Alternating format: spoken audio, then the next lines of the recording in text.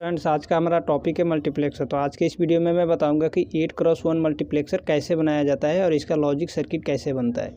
ठीक है, मैं सॉल्यूशन लिखूंगा, सॉल्यूशन में मैं फार्मूला अप्लाई करूंगा 2 के पावर n। ठीक है, अब देखो 8x1 को मैं लिख सकता हूँ 2 के पावर 3 मल्टीप्लाई 1। यहाँ पे हमारा 8 आएगा, तो ये जो 8 है ये इनपुट लाइन बनेगा और ये जो 3 है ये हमारा सिलेक्शन लाइन होगा और ये जो 1 है ये हमारा आउटपुट लाइन होगा मल्टीप्लेक्सर का।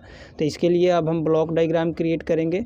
देखो हमारा ये ब्लॉक डायग्राम होता है, इसमें देखो हमें 8 इनपुट लाइन चाहिए, तो हम यहाँ से 8 इनपुट लाइन दे देंगे जिसका मैं नाम लिया हूँ I0, I1, I2, I3, I4, I5, I6 और I7। ठीक है, अब देखो इसमें 1 आउटपुट लाइन चाहिए, तो हम यहाँ से 1 आउटपुट लाइन देंगे, एक सिंगल आउटपुट लाइन जिसको मैं डिनोट किया हूँ F से।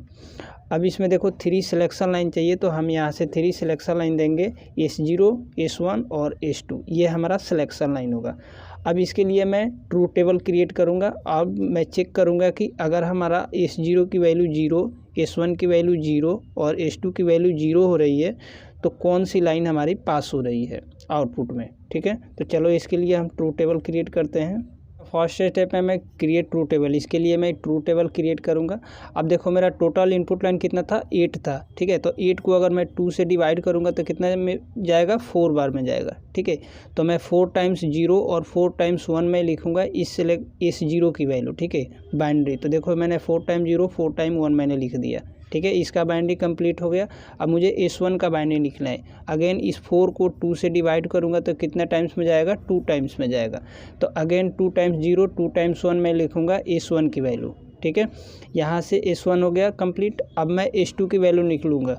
अगेन इस 2 को 2 से डिवाइड करूँगा तो मेरा 1 आएगा। ठीक है, तो एक बार 0 एक बार 1 अपने इस S2 कॉलम्स के अंदर फिल करूँगा, तो यहाँ से हमारा इनका बाइनरी मिल जाएगा S0, S1 और S2 का, ये सिलेक्शन लाइन का। ठीक है, इसके करस्पॉन्डिंग मैं यहाँ पे डेसिमल वैल्यू लिख लूँगा। जैसे देखो 0 0 0 का डेसिमल वैल्यू 0 होता है, 0 0 1 का डेसिमल वैल्यू 1 होता है। अब देखो हमारा यहाँ पे I0 मतलब कि I0 आउटपुट में तब निकलेगा जब हमारा S0 की वैल्यू 0 और S1 की वैल्यू 0 और S2 की वैल्यू 0 होगी।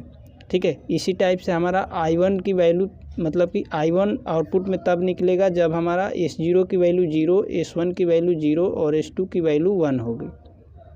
ठीक है, इसी टाइप से हमारा I2 हमारा आउटपुट में निकलेगा सिग्नल तब जब हमारा S0 की वैल्यू 0, S1 की वैल्यू 1 और S2 की वैल्यू 0 होगी।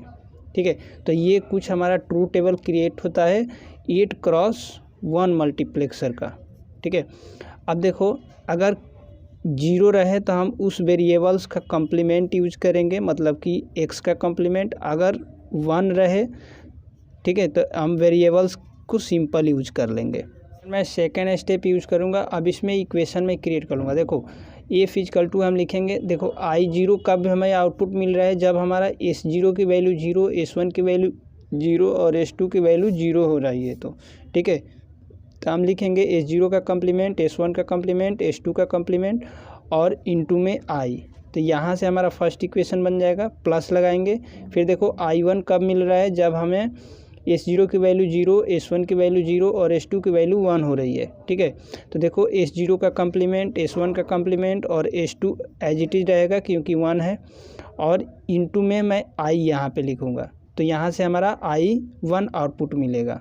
ठीक है, नेक्स्ट स्टेप में प्लस लगाऊंगा। फिर अगेन I2 कब मिल रहा है, देखो I2 कब मिल रहा है मुझे आउटपुट में, जब हमारा S0 की वैल्यू 0, S1 की वैल्यू 1 और S2 की वैल्यू 0 हो रही है, तो हमें आउटपुट में मिल रहा है I2। तो देखो S0 का complement, S1 as it is रहेगा और S2 का कम्प्लीमेंट, तो इस वैल्यू पे हमारा I2 आउटपुट मिल रहा है। ठीक है, फ्रेंड इसी टाइप से आपको I3 के लिए इक्वेशन निकालना है, I4, I5, I6 और I7। इन सभी आउटपुट के लिए आपको इक्वेशन निकाल लेना है। थर्ड स्टेप यूज करूँगा डिजाइन लॉजिक सर्किट। इस एक्सप्रेशन के लिए हम लॉजिक सर्किट क्रिएट कर लेंगे। तो देखो हमारा S0 का कम्प्लीमेंट, S1 का कम्प्लीमेंट, S2 का कम्प्लीमेंट, तब हमें I0 मिल रहा है। ठीक है, आउटपुट में। तो इसके लिए हम लॉजिक गेट बनाएंगे। तो फ्रेंड देखो S0 का कम्प्लीमेंट यहाँ से चला जाएगा, S1 का कम्प्लीमेंट यहाँ से चला जाएगा और S2 हमारा यहाँ से चला जाएगा। तो हमें आउटपुट क्या मिल रहा है I0, तो हम यहाँ से I0 पास कर देंगे। ठीक है, अब देखो इन तीनों में क्या है एंड गेट है, तो हम यहाँ से एंड गेट बनाएंगे और इसका आउटपुट पास कर देंगे। तो ये हमारा कंप्लीट एक सर्किट बन जाएगा इसके लिए। ठीक है, तो यहाँ से हम I0 हमारा आउटपुट निकलेगा, यहाँ से हमारा I1, यहाँ से हमारा I2। इसके लिए मैं कंप्लीट एक सर्किट बना लूँगा। ठीक है, ये जो आपको स्क्रीन पे दिख रहा है। देन अब देखो इन सभी इक्वेशन में क्या है प्लस है, यहाँ पे प्लस है, यहाँ पे, यहाँ पे, यहाँ पे, मतलब कि सभी में प्लस है। तो मैं प्लस के लिए क्या यूज करता हूँ और गेट। तो इन सभी का आउटपुट मैं और गेट से पास करूँगा। तो यहाँ पे इन सभी का आउटपुट मैं और गेट से पास कर दूंगा। ठीक है, एंड गेट का आउटपुट मैं और गेट से पास कर दूंगा। तो यहाँ पे हमारा एफ मिल जाएगा। ठीक है, तो फ्रेंड ये कंप्लीट हमारा एक सर्किट डायग्राम है 8x1 मल्टीप्लेक्सर का। ठीक है, वीडियो पसंद आया हो वीडियोज़ को लाइक कीजिए, शेयर कीजिए। चैनल पे फर्स्ट टाइम आए हैं चैनल को सब्सक्राइब कर दीजिए। Thank you.